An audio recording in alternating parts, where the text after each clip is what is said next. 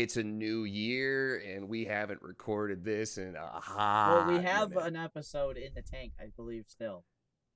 I lost the recording on my end. Okay. So we don't. I lied. We don't. I've been looking for it. So But I think I deleted it off my iCloud, and I was like, I'm not gonna all need right. that. So here you guys can see Mike exposing me for a liar. 17 days into the new year. Yeah, sorry. Oh my god, it's 17 days into January. Yeah. Oh So my basically, it's 2027. God. 2027 might be my year. Mm, Where the ship maybe the ship for 26 has sailed already. I think. I'm just not even gonna bother. 17 days in, the ship already sailed. It's okay. The ship sailed for me last year. Yeah. When I got hit with so for anybody that doesn't know, I don't build my own cars because I never have the money to build my own cars. There's an LS400 that's been sitting out front that I tried to sell that also fuck Facebook Marketplace didn't happen. What'd you get for that I was going to build this What'd you year. get for buying a house and building a family? Yeah, right. That I was going to try to do something cool with this year, and then yeah, I got news that I have to put $28,000 into the house. So yay. At this point, I think you're gonna have to stop. You're not even gonna be able to make like engineering or automotive related content. You're just gonna have to fucking switch to a house flipper. Yeah, yeah. Seriously, Probably a there's bigger a market. dude. Probably a bigger market, to be honest. It is. So there's a dude. It's honestly one of my favorites. His basic thing is it's like, and in this week's episode of Fuck This House, and he just does these shorts, and it's him being like a millennials, like younger millennial homeowner, and just shit constantly breaking. And it's like, yeah, no, that is exactly what it's like to own a house. If you want complete control over what you do in your place, it comes at a cost. A big ass cost. Yeah. I've had this is my third place, right? This is my third place. I have put no major money into the prior two. Yeah, so this is just and like, now on the third one, you're getting it all it's at once. all piled up. Yeah. Yep, it's all piled up. That's what I get for buying a 1960s house in Ohio. So yeah, I mean, I would say, not to get too far off topic here, but I do think the Midwest has a maintenance problem. Like the people in the Midwest will let shit go. Like, the people in the Midwest didn't have the money to maintain things. Yeah. I think is the problem. It's like real blue collar, right? Because I'm in a blue collar area. Yeah. I'm a white collar boy in a blue collar area. I've owned 3 houses and 2 of them were in blue collar areas, and yeah, there's some maintenance issues. The only white collar area I lived in, the place was immaculate. You can tell. Auburn Hills. So, yep. But hey, I get to change the color of my siding, so that's kind of cool. Yeah, At least I mean, it's I like, guess, okay, it kind of comes with like making the place look nicer from curb appeal. yeah, I mean, I guess that is nice. You know. Yeah, I know, Well, it's and that- at least when you change the color of your siding, like every time you come home, you're gonna be like, I did spend a lot of money, but I can see it. At least it looks nice. You Yeah. know, like it's better than It's better than being like, well, I had to spend 30 grand to fix the foundation, and like, well, imagine like you have to do like a major fluid service or like a major transmission service, or like you own an Audi and you have to do a timing chain on the back of the engine because you have a 3.0 TCREC, which is going to be coming in my future. And in the process of doing all that, you also had to respray the car. So it's like, yeah, I just put a shitload of money into the car, but it's pretty as fuck. Like, that's kind of how it feels, right? yeah, I don't envy you at all in this situation. I don't either. This is like, this at the end of this, I will be at 40 grand into that. yeah, house. 100%. You've convinced me that like, I don't even want to deal with the hassle of owning. Like, to be honest, I would consider getting rid of stuff just so I could rent something, like, so I don't have to find something to fit my needs. Here's the rub. You need to buy something that was made in the 2000s. Like, if that means giving up space, if that means giving up the big ass garage, if that means giving up the land, if you do not want a bunch of maintenance, yeah, that's the way to do it. That's the way to do it. I genuinely, though, I think like the best strategy for me, and like me because of, you know, what I do, but like I think the best strategy is literally just rent and then just buy a commercial building, like, and just to have a commercial space to do car shit and have it be its own thing. buy a commercial building and put an RV Listen, on the property, like Grant. I literally every day think about buying a commercial building and just fucking parking an Airstream in it. That's literally that is. If I did not have a wife and kids, actually, if I didn't have kids, I'd probably do that. Even with, I'm sure my wife would do that. Yeah, like. But yeah, no, with the kids, that would suck. That would suck a lot. I can imagine. Yeah. I don't plan on. By the way, hi Grant. Hi Grant. So, all right. Well, actually, I should call him. I haven't talked to him in a while. I also haven't heard from him in a minute. But we are in the new year, so I figured we should talk about trends. New Year shit. Yeah, like why not? Like new year, new us. We're gonna do the same shit. I'm gonna do the same shit.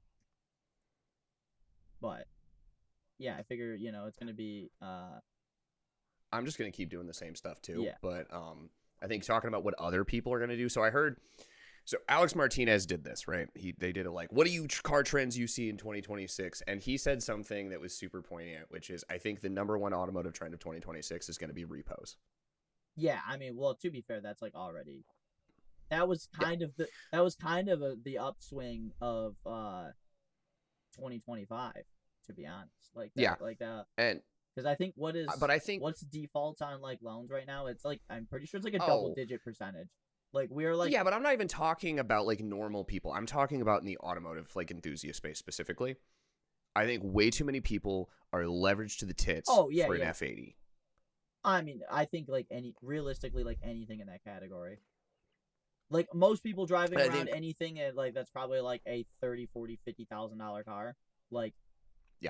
The amount of 20-year-olds that I see in $50,000 cars. Yes. It's I and I think they're going to start to see the money dry up, and they're going to be like, I have to get rid of this. And then they're going to be like, all right, what do I pick that is the cheapest thing that I can get? I don't think they're going to go. I don't think most of them are smart enough to pull that off. I'll be honest. I think most of them are going to go right into something that's going to be how can I get fucked just slightly less? I don't know. I kind of think we're going to see. Unfortunately, I think we're going to see even further inflation of the E36 and the E46 prices. Yeah, I think mean, we're going to see that does not affect me because I don't plan on buying those. No, but I think we're going to see weird ZN6 weird stocks. platforms. I'm invested. ZN6 stocks. ZN6 to the moon. ZN6 is already overtaxed. They're not overtaxed. They're I've literally been finding shells for sub $3,000. Do you know how many people are actually going to build a shell? Okay, but all these automotive creators that go out there, and I'm counting myself in that, right? I'm not going to build a freaking shell. No, but I need you to understand something, right? The people were paying that money or more for shells of 240s. And this is a car that is 30 years newer, that does everything better. Fundamentally, it does everything better with the same aftermarket potential. And how hard is it to get a clean, rust-free 240 shell? No, for sure. I'm not counting 240s because to me at this point, if somebody's I'm gonna buy a 240, I'm in the same mindset as oh, you've got money. That's you're buying S2000s. You're buying you're in S2000 price range. You're in cheap Cayman range. You're in I mean, I'll be honest. Realistically, that's a rich bitch car. I mean, I don't necessarily even view it like that, but I think that there's realistically, I feel if you're talking about getting some kind of fucking sports car, or if you're I want to revive something from the 90s, if you're not comfortable spending at least $20,000, you should probably stop talking about it. Well, yeah, no, for sure. I agree. I'm just saying, but $20,000 will, unless you're really lucky, $20,000's not getting you a 240 that's worth a damn. I mean, I think if you just want a clean 240, you're definitely getting a clean 240 for that money. You're not going to get a built car that's great for $20,000, but you will get a decent 240 for $20,000. If you're actually looking and not just buying the first $20,000 240, fine. No, okay, that's fair. If you're going to fly across the US and find one in a good state. Yeah. Yeah, I mean all day, I feel all day you could get a deal for that price. We also have to remember that I live in one of the most bass-ackwards used car markets. The Northeast Ohio used car market is stupid. Yeah, Trying to like I don't know why it's as weird as it is there, considering that I'm like 3 hours north. $7,000 beater Mustang GTs. Yeah, and then like meanwhile in like Metro Detroit, that's like a $3,500 car. Mm-hmm. Like I they're know. everywhere. They're a dime a dozen. Like I mean, well, maybe not as much anymore. I don't see like as many like new edge SN95s as I used to. No. But like they were a dime a dozen. They were everywhere. They were. I don't know. I think we talked about this before, but it's like the drift tax, right? That hits a lot of cars, and I don't really know where it goes. I mean, I think also other than like, I mean, older Mustangs for sure, older Corvettes for sure. I think you're just gonna start seeing weird stuff because they're just like, we're running out of cars. Yeah, in a way. Well, and I like there's definitely some of that, but I also think that like a big issue that we are like in is like we're still suffering from people like with COVID inflation. Like people are like they think they're normal, like they see that or they heard that somebody with like there's 30,000 mile S197, 3 valve like California special sold for 12 grand, and then now all of a sudden like everyone ever is worth 12 grand. And like so now you got like dudes with V6 S197s trying to tax the world because well like one sold on Barrett Jackson for $2 million, like stupid shit like that. And like a lot of these people genuinely, and I also think too, like a lot of people, even just used cars in general, like people selling used cars right now act like there's a brick of gold behind the dash, and it's because they'll be like, I paid 10 grand for the car and I'm underwater on it and I need 10 grand, like it's broken, it has to go, but I need something else, so if I don't get 10 grand for it, I'm fucked. And like I kind of understand that. And like, but everybody's in that situation, and not one person is willing to compromise and be like, okay, yeah, I have to take the L, which is crazy because 10 years ago, people took the L. Like, you had to take the L. I don't think people have enough money to take the L right now. Like, no, and I understand. I could on like my LS400, right? But like, I paid $3 grand for my LS400. I still think $3 grand for a $200,000 LS400, even with the rough interior, is not a bad price. No, and it's when it doesn't have rust. And it's not. But people don't feel that way right now. No, like, especially in my area, they just don't feel that way. Well, and so also I think like if we're talking like sub $5,000 cars, like that is probably the hardest market to sell because everybody who's like buying a car at $5,000 needs a car. Like they need a car, but the extra stuff is like, oh, I want an LS400, but I need a car. Yes.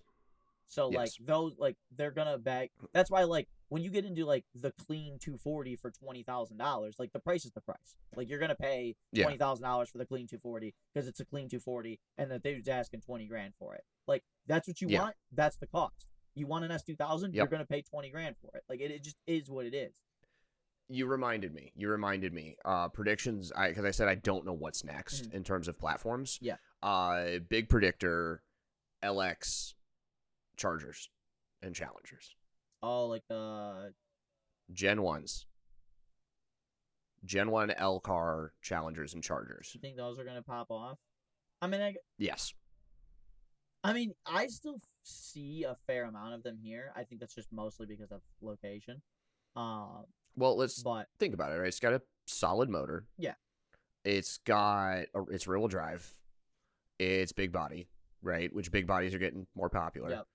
Well, and I mean, it's an earlier generation of a desirable platform that's available as well. Yes. So, like, I mean, yes, just somebody like people who want a GT500 that can't afford a GT500 are going to go buy a Mustang GT, or an EcoBoost Mustang.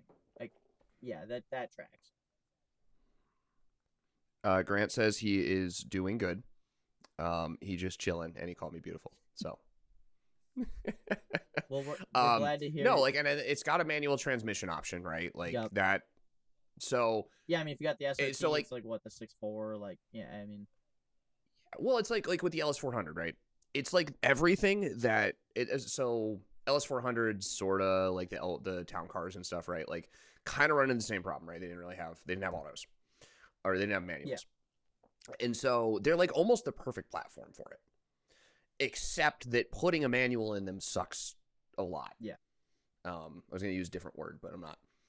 So it's sort of the same. Like, it's sort of the problem that the Charger doesn't have, where, okay, you're you could probably going to find an automatic car. Yeah. But there is OEM support for the parts. Yeah.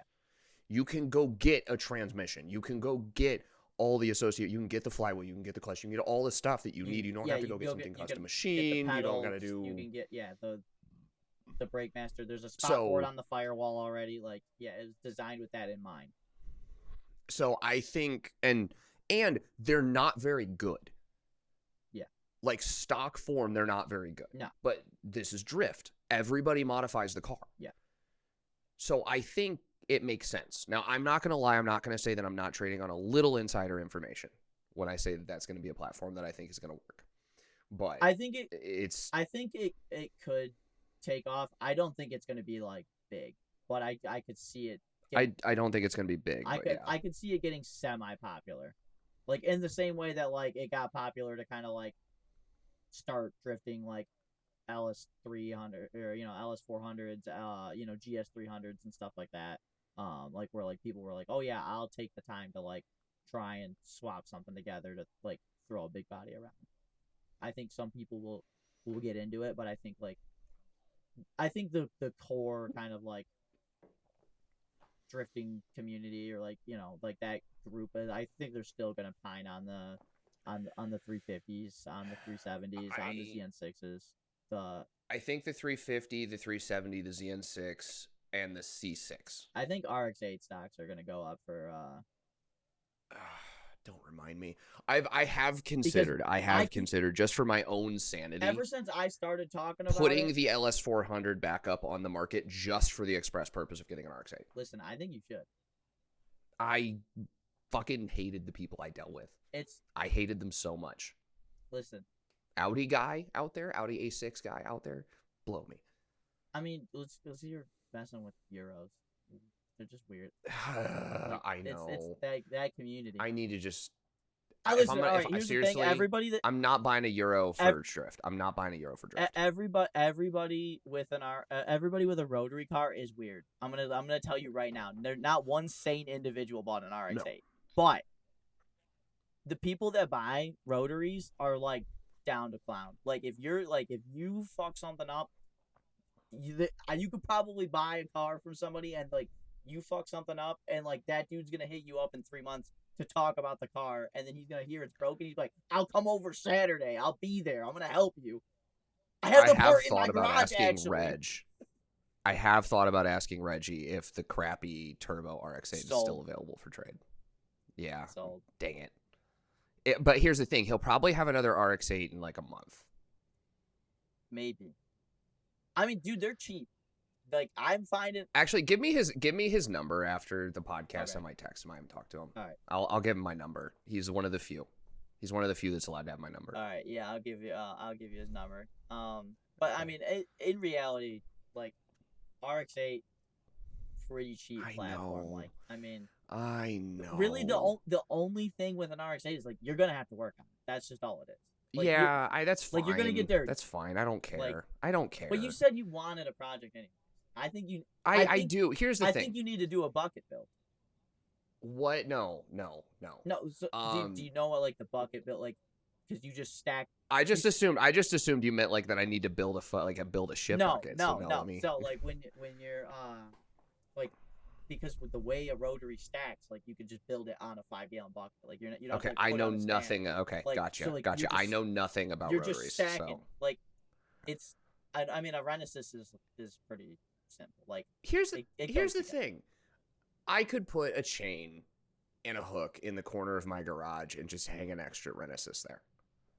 Yeah. Like I'll just keep one in the back of the garage. Dude, the little like that's ready. The little JDM importers that have like that ship over a bunch of like 40 to 60, 80,000 mile motors and shit like that.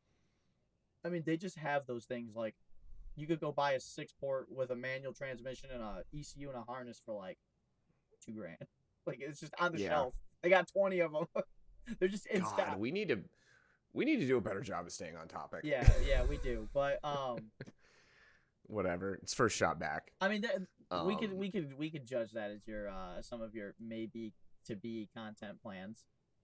Yeah, we were gonna talk about content plans. Well, So far for me, right, I'm gonna continue doing the educational stuff on Instagram. And I'm in the process of trying to get it worked out so that I can get like a 3D printer in the house. And then with that, I'm going to start doing a little bit more on design and talking about design. I've spent the last probably 30 hours in the last 2 weeks putting like different vehicle dynamics for sorter equations into Python so that I can start making examples for videos. So I've been doing a lot of work on the back end to make the educational stuff better. Also, I don't know if this should come out by the time this happens, but I'm going to be going on Josiah Falais's podcast at some point here in the next couple weeks. So like I'm trying, like that's for me is like I'm trying to focus on getting the design stuff out there. Yeah. I'm also going to get another Bad Investment Builds. I'm going to have him on or be on his podcast, one or the other, right? And then we're going to get Bailey Shank on Pizza Boy Metalworks at some point to talk about machining. So like I'm wanting to go in like the education, and I want to be asking people about like what I'm really interested, like the thing that's really been interesting to me recently is I want to know people's business, like how they're running their like functioning money generating business, because I know multiple people who are doing it and I'm just too stupid to do that. I've been a fucking W2 slave like my entire career. So like I'm trying to learn more about how other people are doing it. And then Luke, I don't know his last name. I actually don't think, but that's Fancy Stancy STI on Instagram. Gonna have him on as well. So I've got like 4 or 5 people lined up. So that's my plans. That takes me out like 2 months or so. Okay, yeah, that's not bad. I have like a small list of people that I'd like to try and get on to kind of just talk shop with, or do something kind of with. I think you wanted to get Gunt on, right? Yeah, I'd like to do, because I am interested in like getting into like the overlanding thing a little bit, like just because like I just think it'd be fun, and like it's something to do that's like not what I would typically do, where it's just absolutely like you can kind of just go overlanding, like you go buy tires, and you get not a lot of prep, and like don't go pick the hardest trail to go do, but like it's just camping. Like you could just go camp with your friends. Do you have water? Do you have food? Yeah, and then do you have gas? And a jack. Yeah, like you just throw some of the necessities together and throw a cooler in the back and go have some fun. And I think like that would just be a little relaxing. So like I'd like to get Gun out, and like Gun doing like rescue stuff is sick. I'd be interesting to talk to him about, for sure. I want to know like more about like that, and just like recovery and like things that, because I genuinely don't know about that, and so like I think it would be interesting to like learn about that.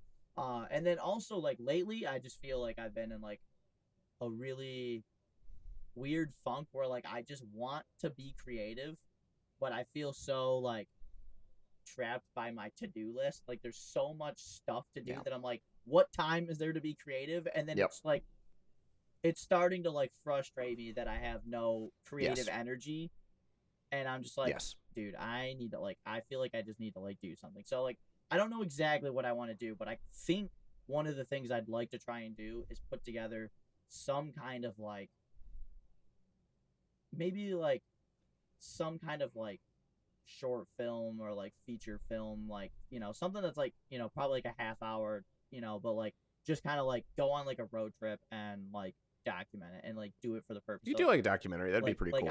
Or like go explore something somewhere and like kind of just talk about it, and you could do it. You could have fun with it, like if you use the Tacoma, right?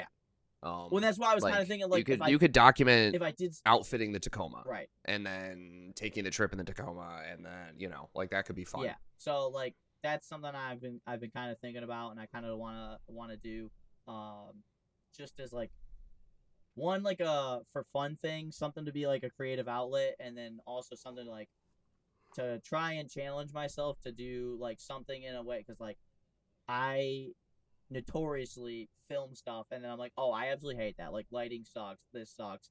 I'm not. Yeah. I don't have the means to fix it at this exact moment. So now I'm just irritated. And I don't want to do anything with it because I'm a perfectionist and I want to just be like, okay, like, can I just let the perfection spiral and what comes out of Just it? let it go Like, and just do it. Yeah. And so I think that. And then it sucks, and then you just do it again, and you're just like keep trying. Yeah, and then I just get better every time, hopefully. Or I just suck forever. You guys make fun of me in the comments forever, which I guess works too, but you know. I don't know. I mean, I guess you could always fall back on being the engine person. Yeah, exactly. Being the engine builder. Like, yeah, I mean, what's the word? Some people had some success with that, right? I mean, at the end of the day, they're gonna make fun of me in the comments anyways. They're gonna be like, "You blow everything up. You do the, you know, it is what it is." I'm not gonna take it personal, but no, I think that would be some fun stuff. And then honestly, like, I am trying to get serious on some of the builds this year. I want to get the FD, the bodywork started on that.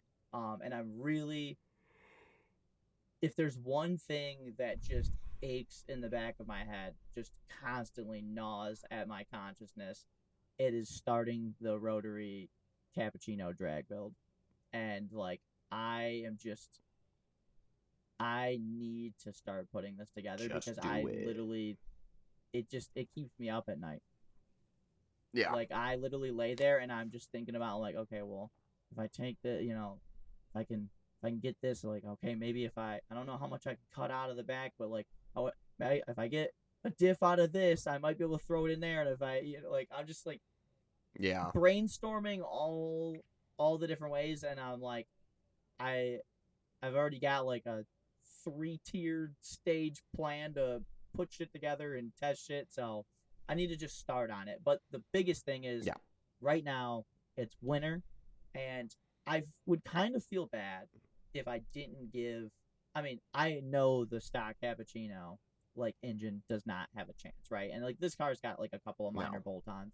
But I want to go take it to like Lapeer or Milan and just go run on a test and tune day and get an ET with the stock motor. And I know it's gonna be so slow. It's gonna be like 19 seconds. It's gonna suck so bad. But I want that because I want to be able to put that up and be like, okay, this is what this thing ran here, and I want to be able to just like show the progress of it. And I think honestly it'd just be fun even just take the stock cappuccino to a drag strip and like, I mean, the boomers are gonna laugh because you're gonna see a dude with a blower the size of the cappuccino sticking out the hood of something. And but no, I think it'd be really entertaining, and I really want to get working on that project because like I think that's like, to me it's like one of those things like the moment I kind of conceptualized the idea, because originally I was just gonna throw a Renesis in it, to be honest, because I was like, dude, they're cheap, like I could just toss a Renesis in it. I could probably get it run for like nothing, you know, like a couple grand. Like really, like the hardest part was going to be getting it in the car.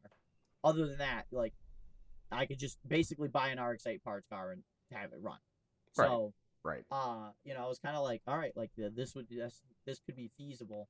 And then I actually found somebody at a shop in Japan did a Renesis swap already. They did a Renesis swap, ITBs, everything. It was like exactly what I thought, and I just didn't do it. I stumbled across it, and I was just like, no, I gotta one up it. So now yes, I do. I have to. So well, listen, I'm gonna just take the REW. I need to get a new end plate and one rotor, I believe. I need to double check the parts. But I only need a couple of things. I could slap the REW that was in the FD back together, and then that goes in there. And then we're talking like that thing just dropped in there. We're looking at like 300 horse at a base in a cappuccino. So I think it's going to be an absolute weapon, and I can't wait to absolutely get stupid with it, because I genuinely think that, like, one, running a K car to, you know, its limits is going to be insane, and it's going to be a challenge. Like, it's not like Like I've done. That's not gonna be a safe car No, to drive on the it's drag not strip. going to be a GT 500 that's running sub nines. Like it's not going to be like that at all. This is going to be No. this is going to be a wild car. So Yeah. I'm looking forward to it because it's a whole new challenge that I have not Right. Right. like That makes sense. I've been a part of other Speaking, stuff. So I hate to derail, but speaking of challenges, because I want to Mhm. change topics a little bit here. Speaking of challenges, I'm convinced that Subaru is challenged in making an actually decent STI. Yeah.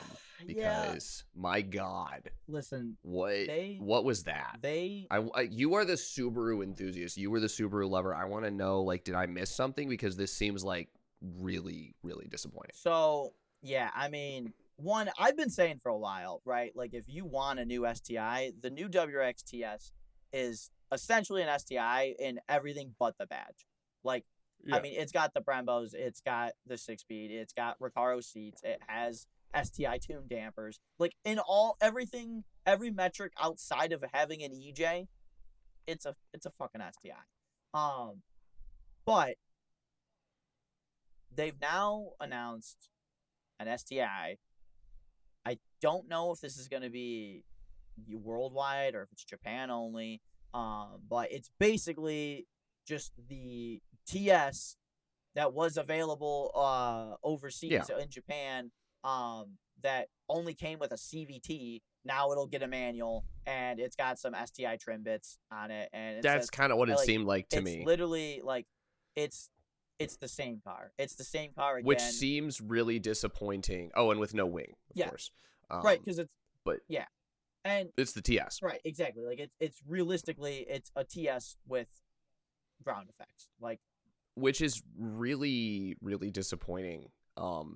Because it seemed like Subaru was like, all right, we're gonna do something cool. Right. Like, well, they did that like teaser concept. Right. They're like, we're gonna do something cool. And they showed cool. off those two hatches. They showed off that EV hatch. They showed off that new potential like combustion hatch, and like those looked good. Like people, and like they got a good response out of it.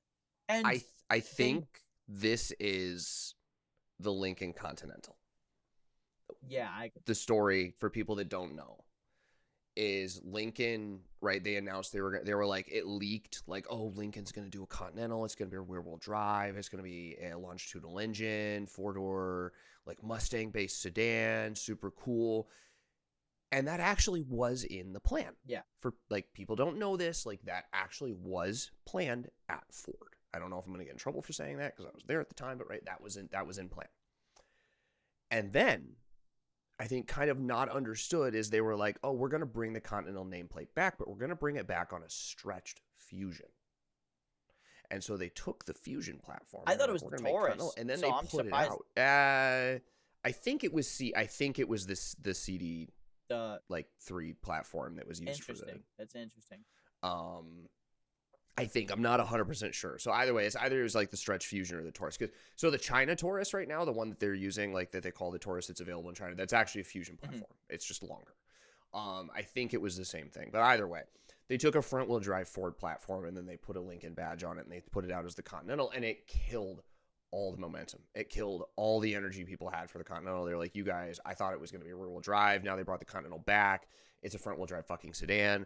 Like, we're behind the scenes and we're going like, no, there's supposed to be one. Just wait. And then it died because, like, marketing took it. It was like, oh, nobody wants the Continental. I was like, no, nobody wants that Continental. Yeah, because nobody wants the Continental you guys made, which wasn't what people wanted. No, and because if they gave us a Coyote rear-wheel drive Continental, like that would have been perfect to like bring back a Fairmont, like in Ford's or even lineup, like the EcoBoost line. Yeah. Like if they had used the EcoBoost 2.3. I mean, shit. Even if they just would have been fine. Yeah, put 2.7 or even the 3.5 in it, just in the right orientation. Like it could have been. It could have. There's so many good choices. Yeah. And I think that might be what happened here, is they were like, oh, so there's some excitement, so let's just badge the, or even it might not have been, but like there's some excitement. It might have just been already in the works. Yeah. And they just didn't think through the order of how we're going to put this one and then this one, and people are going to go, oh, So you had this, it was cool, it was exciting, we liked it, and now you're just giving us the same shit. Like, screw Yeah, this, I'm like done this with is Subaru. Like, that's kind of this is the development team bringing the STI packaged car to market as they intended, and then yes.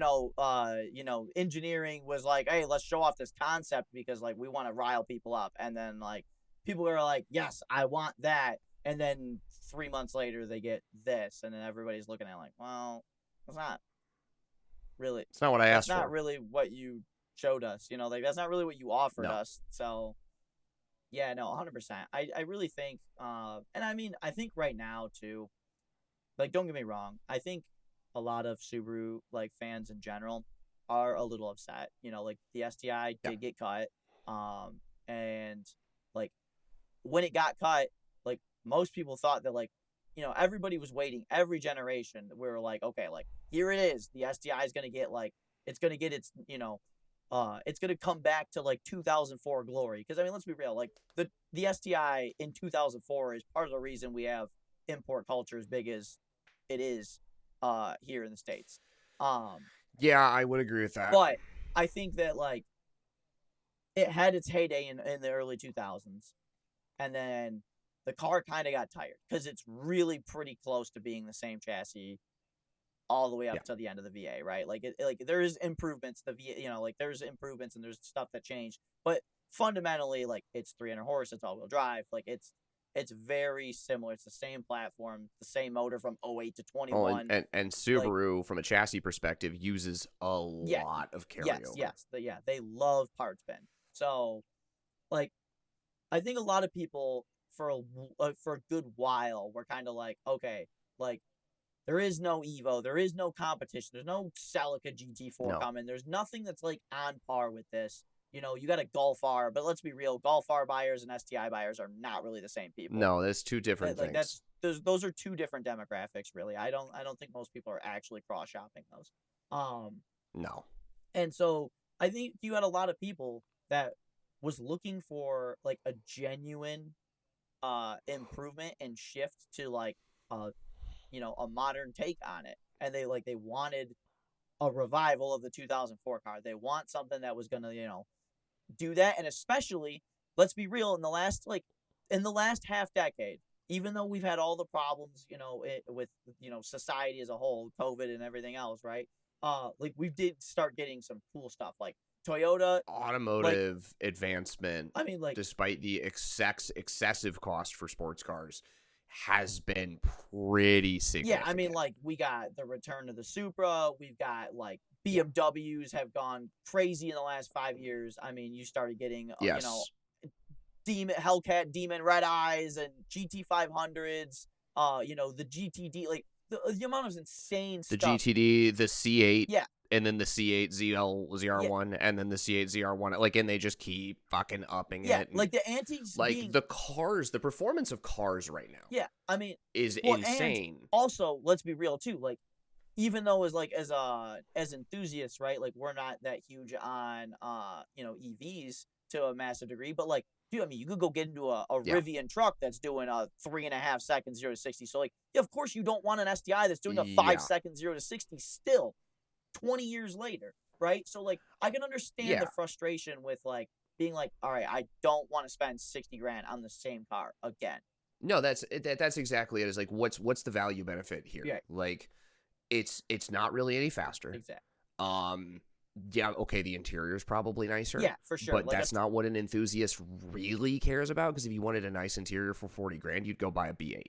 Yeah. Like, you go buy a B8 S4. Yeah, I mean, or some kind of and the timing chains and stuff. Or, like there's so many other things you could get. Like, let's be real, nobody. No, I was throwing like an all-wheel drive. Well, I mean, and I'm just competitor. Right, but I mean, even like you could get a used M5 for the same money as a nice VA2, STI. Yeah, and so like, there's not a lot of benefit because you're looking at it. I say the same thing when I look at it's like the same thing I say when I'm looking at a Fiesta ST, right? Yeah.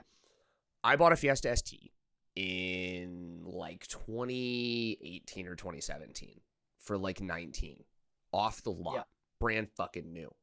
And it was the new year, so it was the post Sync 3 update, so I had like CarPlay. I had heated seats in that shit. I had the automatic unlock, the button on the side. Like it was little 6-speed manual. It was great.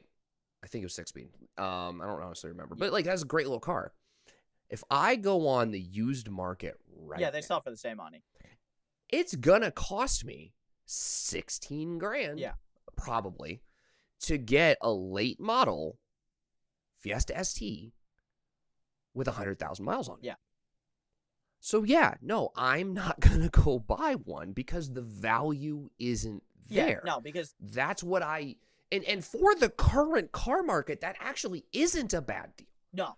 But the current car market sucks. And so if you have a vehicle that has been stagnant in its performance, that is not really pushed the envelope in any way in terms of what it can actually pull off, of course people are going to look at it and they're going to be like, why would I spend all this money when it, like, I remember how much I used to get. Well, and like I had a conversation with somebody the other day where we were talking about Mustangs because there's a friend there, they're like, I want to get into a Mustang. I want a Coyote car, and they were talking about like, they were like, I'm genuinely considering like going and buying a new Dark Horse. And I was like, to be honest, because like they were like, I want to do bolt-ons. I want to put a blower on the car eventually. Yeah. Now, like, to be honest, I wouldn't even waste your time or money going and buying a Dark Horse right now because you're going to spend $60-something thousand, $70,000 to go buy a Dark Horse, and you could go buy a Gen 3 21 S550 for half that, and you could go buy your blower, buy all the mods and everything else you were going to do with it, and go run 9s for the same money. And the car's lighter, faster, and honestly, the build quality of cars in 2019 is better than it is in 2025. Like, there's so many factors that are here, and like genuinely, I just don't think that like a lot of this stuff is good right now. The only reason I would buy a 650 over a 550 is because I wanted the interior.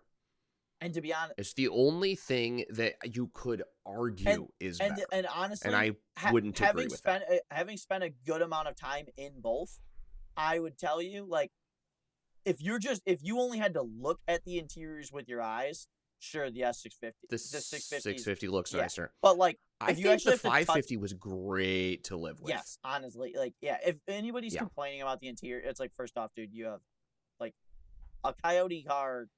Coyote S550 is a pretty good amount of car for the money. Coyote 550 premiums are probably some of the best equipped vehicles of their day. Like in terms of like performance car with interior features, like some of the best for the money. At the end of the day, it's a Grand Tourer, right? Like Ford is like, get in it, drive it to California. Like you're not doing that in a Lotus. Like you're gonna get in a Lotus and you're like, okay, yeah, great, my Lotus is cool, and it sucks. Like, you're getting in at 550. You're like, I got a nice big touchscreen. I got Sync 3 CarPlay. I got heated and cooled seats. I got nice little toggles to turn my fucking temperature up and down for my dual zone automatic climate control, and then I still get a shitload of horsepower with a manual. Like that's a GT car, man. Yeah, fucking Jaguar wishes. Yeah, like. Literally. But yeah, so I don't know. I think we're just at a point where, like, honestly, in a way, cars have been kind of like sports cars, at least, or like sports oriented chassis have kind of just been so good for like the last like decade and a half, and people are spoiled. Like, unless you're buying like the top of the top, it hasn't gotten that much better. And like the value proposition's just not there. Like, like honestly, it's like, are you gonna get a significantly better experience out of a brand new $65,000 STI that's going to hit the market over one that's 10 years old? I don't think so. I think you could probably go buy an 08, do the honestly, I would recommend the gaskets 11 to 14 and just spend the money on building. I was just saying, like, you could even get like an 08, redo the gaskets and weld the plate in on the clutch, and like you'd have probably just as good of a car as like if you bought one off the lot right now. Yeah, I mean, I think realistically, if you're interested like in an STI, outside of like if you're just like, I want a slightly more comfortable one, go get a VA. But other than that, literally go grab any generation. They're so plug and play. Just like buy the one. I also don't. Buy the one you get. I don't think there's such a thing as a comfortable Subaru. Like that's going to be my No, argument. There's no such thing as a comfortable Subaru. No, I mean definitely. I'm not even STIs, just Subarus. I mean, Subarus are they're definitely not the. They're definitely not like plush comfy. Like they're comfy. No. I think they're comfy and like they like you do feel very secure when you drive one. And like they're very confidence inspiring behind the wheel. I think that can play into like the comfortability. But like I mean, let's be real. If you're buying an STI, you're probably not looking for comfortability like in that. No, 100%. But like I'm just saying, VA, like I dog on Subaru with that. A VA is a much better daily driver than a GD is. Yeah, you know, like. Okay though, but if you're gonna go buy a daily driver that's all-wheel drive, just go buy a Mark 6 Golf R or a Mark 7 Golf R. Like, yeah, just buy a Golf R. I'm sorry, guys. Like it's. But this is your sedan's not cool. But this is where the demographic comes in. Where like we're just two different people. I know. Because like then buy an A3. You couldn't convince me. I want my pointy angles and my hideous black cladding.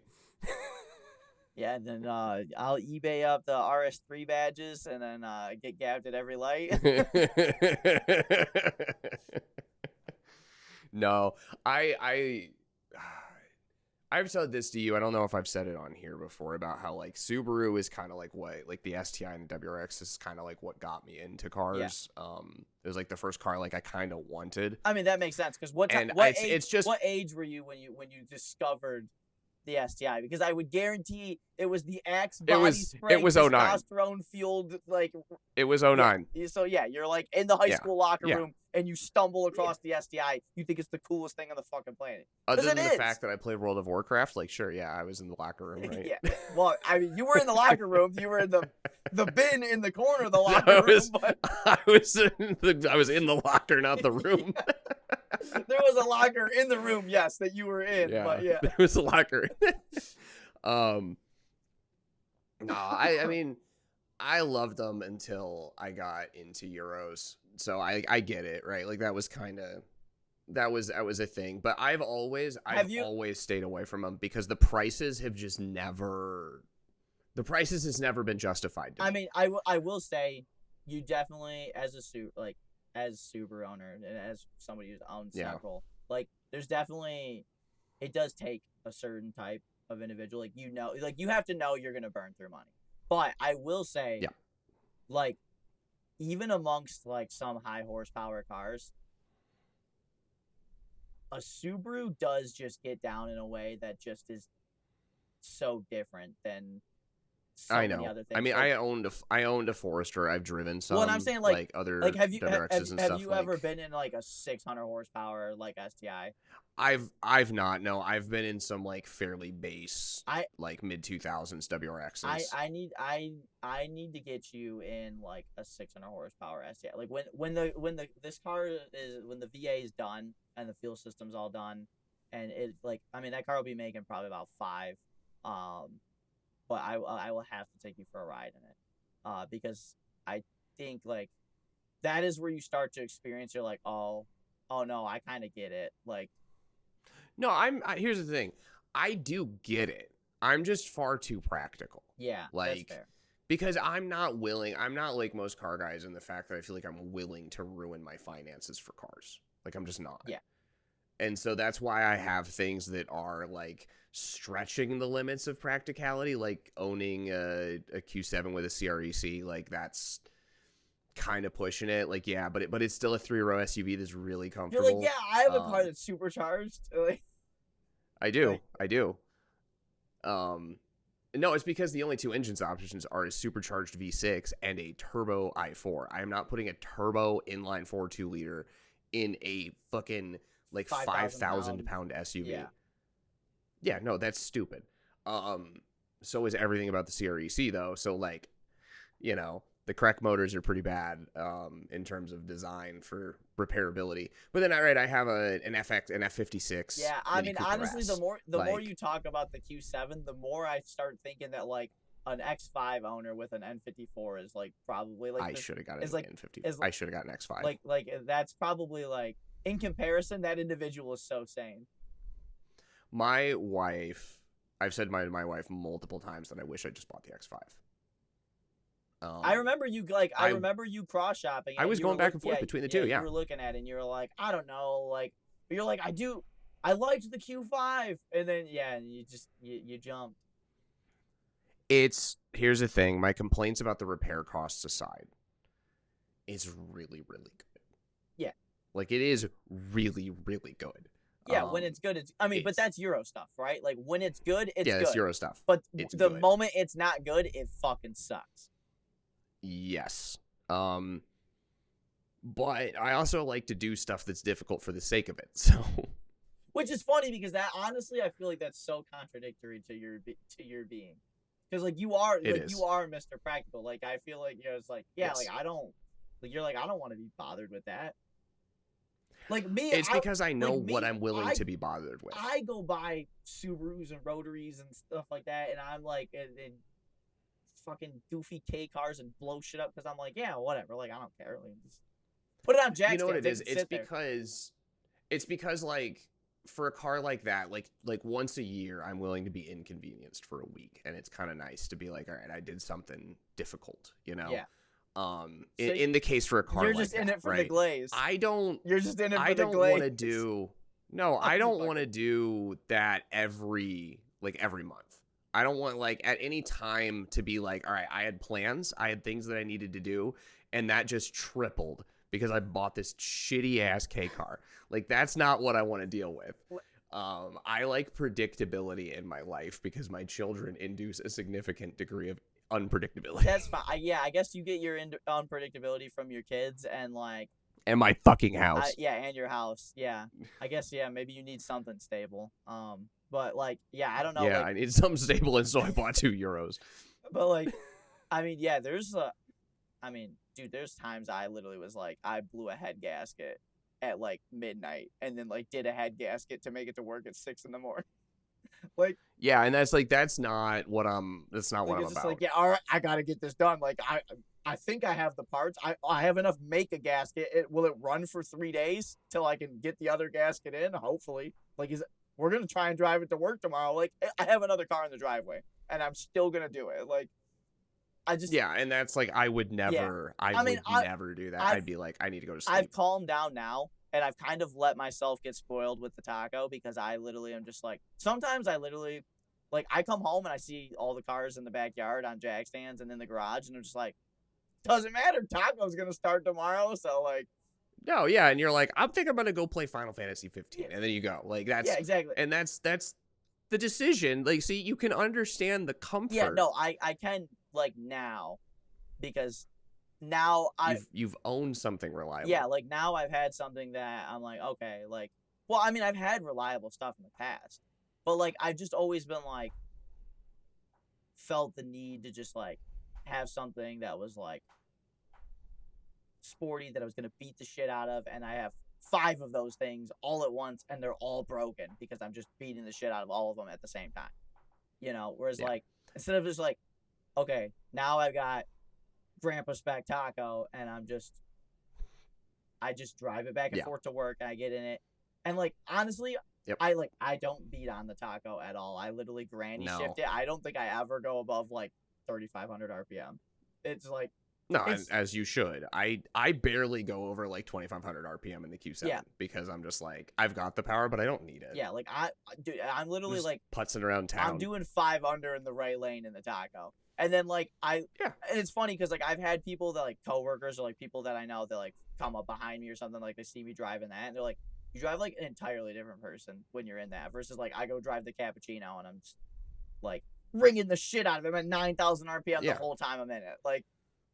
So but I mean it's nice to have the variance, you get in that and it's okay, I know this just goes, this is gonna get me to my destination. Yes.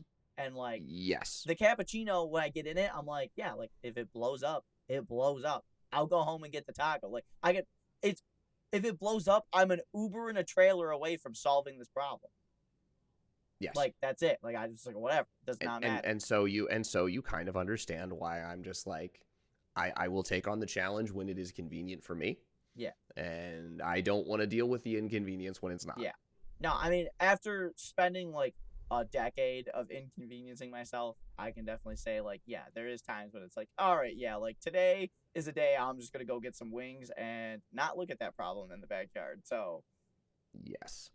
Speaking of not looking at the problem in the backyard, we are nearing the end here.